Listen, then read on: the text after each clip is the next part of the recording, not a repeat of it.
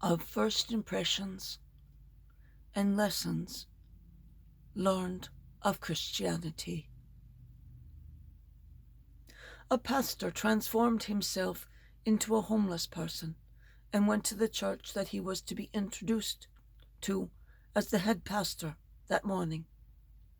He walked around his soon-to-be church for 30 minutes while it was filling with people for the service. Only 3 people said hello to him. Most looked the other way. He asked people for change to buy food because he was hungry. No one gave him any.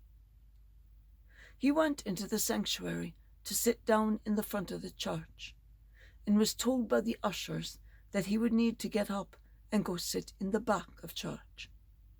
He said hello to people as they walked in, but was greeted with cold stares and dirty looks from people who were looking down on him and judging him. He sat in the back of the church and listened to the church announcements for the week. He listened as new visitors were welcomed into the church that morning, but no one welcomed him. He watched people around him continue to glance his way with stares that said, "You are not welcome here." Then the elders of the church went to the podium to make the announcement. They said they were excited to introduce the new pastor of the church to the congregation. "We would like to introduce you to our new pastor." The entire congregation stood up and looked around, clapping with joy and anticipation. The homeless man, sitting in the back, stood up and started walking up the aisle. That's when all the clapping stopped, and the church was silent. With all eyes upon him, he walked up the altar and reached for the microphone sitting there. He stood there for a moment, then recited so elegantly a verse from the Bible, Matthew 25, 31-46. "Then the king will say to those on his right, 'Come, you who are blessed by my Father, take your inheritance, the kingdom prepared for you since the creation of the world. For I was hungry, you gave me something to eat. I was thirsty, you gave me something to drink. I was a stranger, you invited me in. I needed clothes, and you clothed me. I was sick and in prison, and you looked after me and visited me.' Then the righteous will answer him, 'Lord, when did we see you hungry and feed you, thirsty, give you something to drink? When did we see you a stranger, invite you in, or needing clothes and clothe you? When did we see you sick or in prison and go visit you?'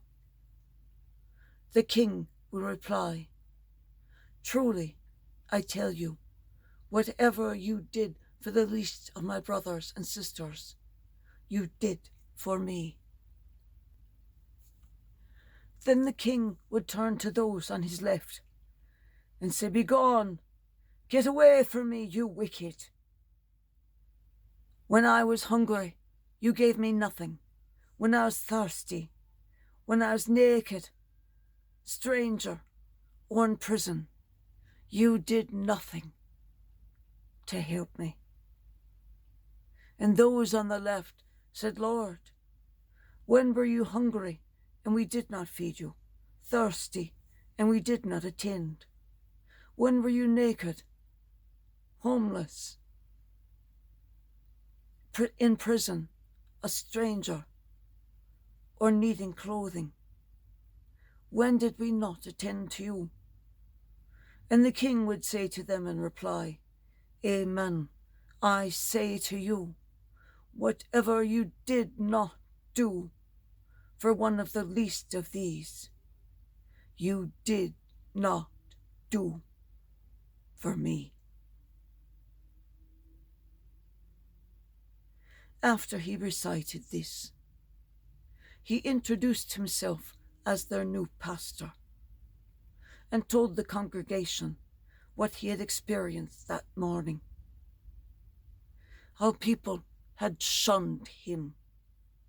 People had told him, "You can't do that here." And people had said, "Your kind can't sit there." Many began to cry and bow their heads in shame. "Today," he said, "I see a gathering of people here, but I do not see a church of Jesus Christ. I do not see Christians here. The world has enough people that look the other way. What the world needs is disciples of Jesus that can follow the teachings and live as he did." When will you decide to become one of his disciples? For you need not return to this church until you have become a disciple of Christ. Then he dismissed the service until the following Sunday, as there was no need to preach anything else, for there were no Christians there.